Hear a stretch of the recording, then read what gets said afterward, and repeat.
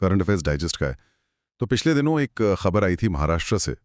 वहां के जो उप मुख्यमंत्री हैं अजीत पवार, हाँ, उनके चार्टर्ड प्लेन वाली घटना। बिल्कुल, उनका प्लेन बारामती हवाई अड्डे पर उतरते समय रनवे से फिसल गया। शुक्र है कि किसी को कोई गंभीर चोट नहीं आई। हाँ, वो तो गनीमत रही। लेकिन देखिए, ये घटना सिर्फ एक हादसा नहीं है।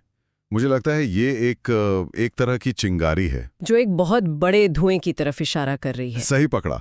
और वो धुआं है भारत के आसमान में सुरक्षा का सवाल। बिल्कुल सही कहा आपने। ये सिर्फ एक अकेली घटना नहीं है, ये एक लक्षण है। और इसी को समझने के लिए हमें कुछ महीने पहले आई संसद की एक कमेटी की रिपोर्ट को देखना होगा। अच्छा। उस रिपोर्ट ने पहली बार इतने खुले तौर पर बताया है कि भारत के एविएशन सेक्टर में पर्दे के पीछे कितनी बड़ी बड़ी दिक्कतें चल रही हैं। तो आज हम उसी रिपोर्ट की गहराई में जाने वाले हैं। जी ठीक है। तो इस पूरे मामले को समझने के लिए मुझे लगता है सबसे पहले कुछ बेसिक चीजें समझनी होंगी। 3 नाम हैं जो बार बार आते हैं: DGCA, AAIB और ATC। हाँ, ये सुनने में तो बड़े भारी भरकम लगते हैं। आसान भाषा में इनका काम क्या है? बिल्कुल। और ये तीनों ही हमारी हवाई सुरक्षा के, आप कह सकते हैं, 3 सबसे जरूरी स्तंभ हैं। तो एक एक करके समझते हैं। DGCA से शुरू करते हैं, ये क्या है? देखिए, DGCA यानी directorate general of civil aviation को आप ऐसे समझिए जैसे वो पूरे सिस्टम का प्रिंसिपल है। प्रिंसिपल मतलब नियम कानून बनाने वाला। हाँ, बिल्कुल। इनका काम है नियम बनाना, पायलट और इंजीनियरों को लाइसेंस देना, विमानों की फिटनेस जांचना और ये भी देखना कि सब उन नियमों का पालन कर रहे हैं या नहीं। तो मतलब DGCA एक तरह से रूल बुक तय करता है। लेकिन फिर AAIB की क्या जरूरत है?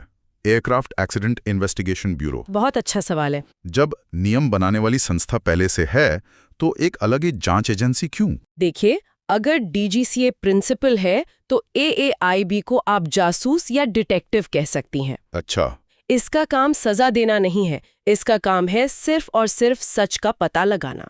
जब कोई हादसा होता है तो AAIB की टीम जाकर ये पता लगाती है कि असल में हुआ क्या था। जैसे कि इंजन में खराबी थी या मौसम खराब था, इस तरह की चीजें। हाँ, बिल्कुल। क्या इंजन फेल हुआ, क्या पायलट से कोई गलती हुई? इनका मकसद किसी को दोषी ठहराना नहीं, बल्कि कारण ढूंढना है ताकि भविष्य में वैसा हादसा दोबारा ना हो। समझ गया।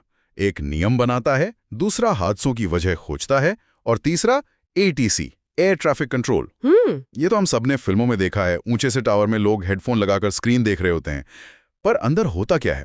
ATC को आसमान का ट्रैफिक पुलिस कहना सबसे सटीक होगा। आसमान का ट्रैफिक पुलिस, सही है। इनका काम है विमानों को सुरक्षित रूप से उतारना और उड़ाना, आसमान में उनके बीच सुरक्षित दूरी बनाए रखना और पायलट को मौसम या किसी भी खतरे की जानकारी देना। मतलब किसी भी इमरजेंसी में पायलट सबसे पहले इनसे ही संपर्क करता होगा। बिल्कुल।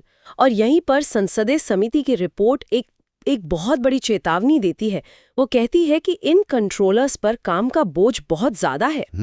और यहीं से थकान मतलब फटीग का खतरा पैदा होता है। एग्जैक्टली। तो अब जरा इस पर आते हैं। ये जो चार्टर्ड और निजी विमान हैं, रिपोर्ट कहती है कि समस्या यहाँ ज्यादा गंभीर है। ऐसा क्यों? आपने बिल्कुल सही नब्ज पकड़ी है। चार्टर्ड और निजी विमानों की समस्याएं तो सिर्फ एक झलक है। इन छोटी कंपनियों के साथ सबसे बड़ी दिक्कत होती है संसाधनों की कमी। संसाधनों की कमी मतलब ये कि बड़ी एयरलाइंस के पास तो हजारों लोगों की सेफ्टी और मेंटेनेंस टीम होती है, लेकिन ये जो चार्टर्ड ऑपरेटर हैं, ये अक्सर बहुत छोटी टीमों के साथ काम करते हैं। तो काम का बोझ ज्यादा और करने वाले लोग कम। ये एक ऐसा माहौल है जहां गलतियों की गुंजाइश अपने आप बढ़ जाती है। बिल्कुल सही कहा आपने।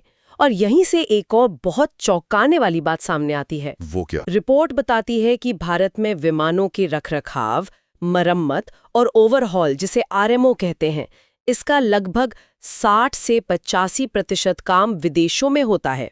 1 मिनट, क्या कहा आपने? 85% तक? जी हाँ, 60 to 85%। इसका मतलब तो ये हुआ कि हमारे आसमान में उड़ने वाले ज्यादातर विमानों की सेहत के लिए हम दूसरे देशों पर निर्भर हैं। ये सिर्फ पैसों का मामला नहीं है। नहीं, बिल्कुल नहीं। ये तो हमारी सुरक्षा की आत्मनिर्भरता पर एक बहुत बड़ा सवालिया निशान है। बिल्कुल।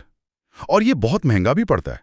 अब इस खर्चे को बचाने के चक्कर में कई छोटे ऑपरेटर्स या तो जरूरी मरम्मत को टाल देते हैं या फिर सस्ते जुगाड़ ढूंढते हैं। और वहीं से सुरक्षा के साथ सबसे बड़ा समझौता शुरू होता है। जी। इसके अलावा इन छोटी कंपनियों के पास बड़ी एयरलाइनों की तरह आधुनिक ऑपरेशन कंट्रोल सेंटर भी नहीं होते, जो मुश्किल मौसम में पायलट को सही फैसला लेने में मदद कर सकें।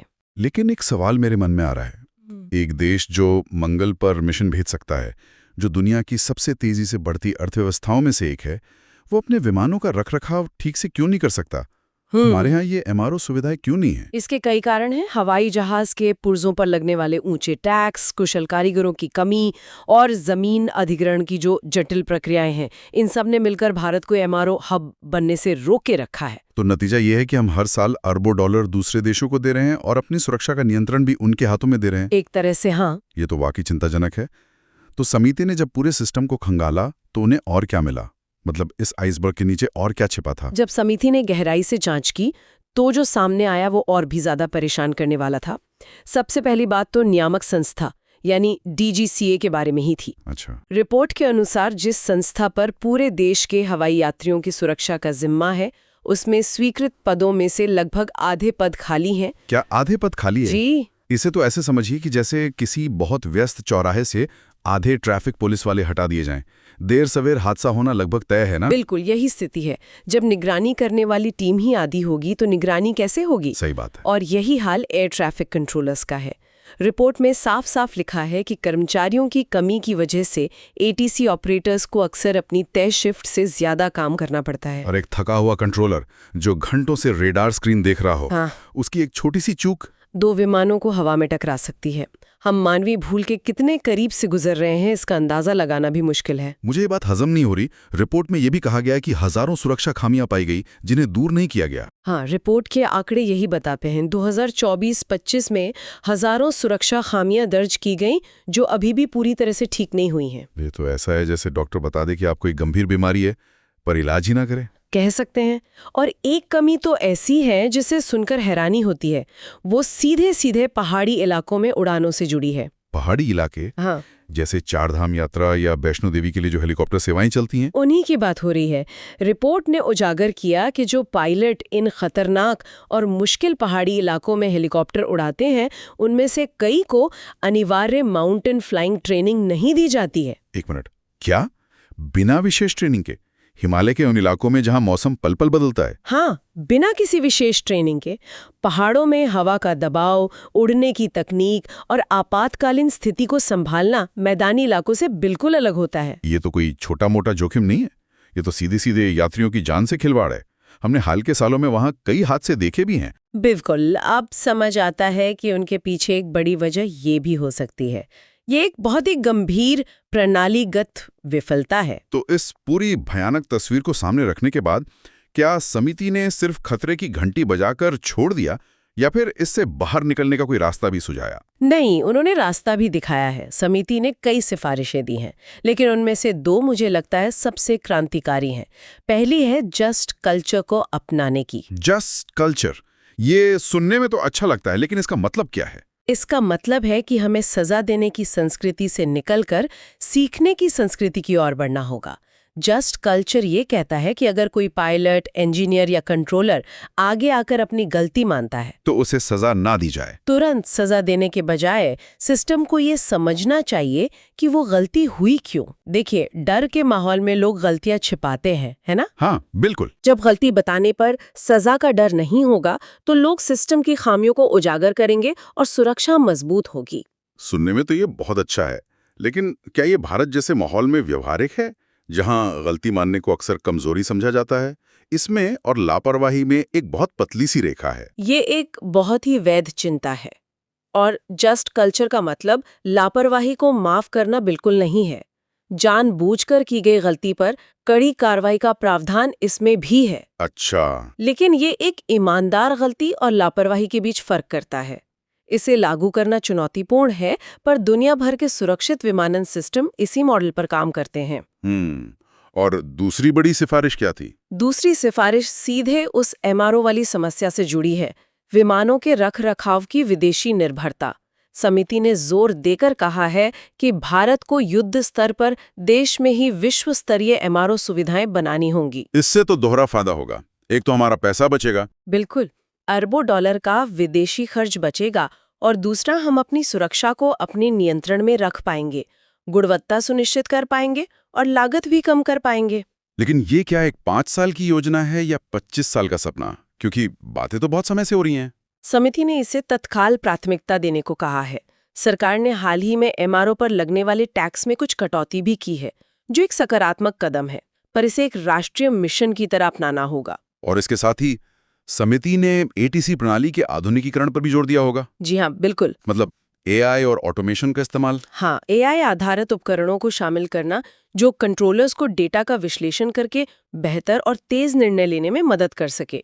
इससे मानवीय त्रुटि की संभावना को कम किया जा सकता है। पर यहाँ भी एक संतुलन साधना होगा। कहीं ऐसा ना हो कि हम मानवीय त्रुटि को कम करने के चक्कर में तकनीक पर इतने निर्भर हो जाएं कि एक नई तरह की तकनीकी त्रुटि का खतरा पैदा कर दें। आपने बिल्कुल सही कहा। इसीलिए तकनीक को एक सहायक के रूप में देखना होगा, इंसान के विकल्प के रूप में नहीं। अंतिम निर्णय लेने वाला हमेशा एक प्रशिक्षित मानव ही होना चाहिए।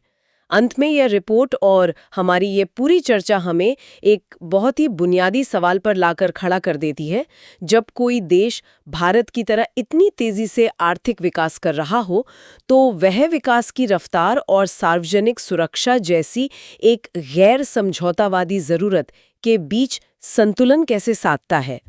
क्या ये सिर्फ ज्यादा पैसा खर्च करने या कड़े नियम बनाने का मामला है, या फिर इसके लिए सुविधा और लागत से ऊपर सुरक्षा को रखने के लिए एक बुनियादी सांस्कृतिक बदलाव की जरूरत है?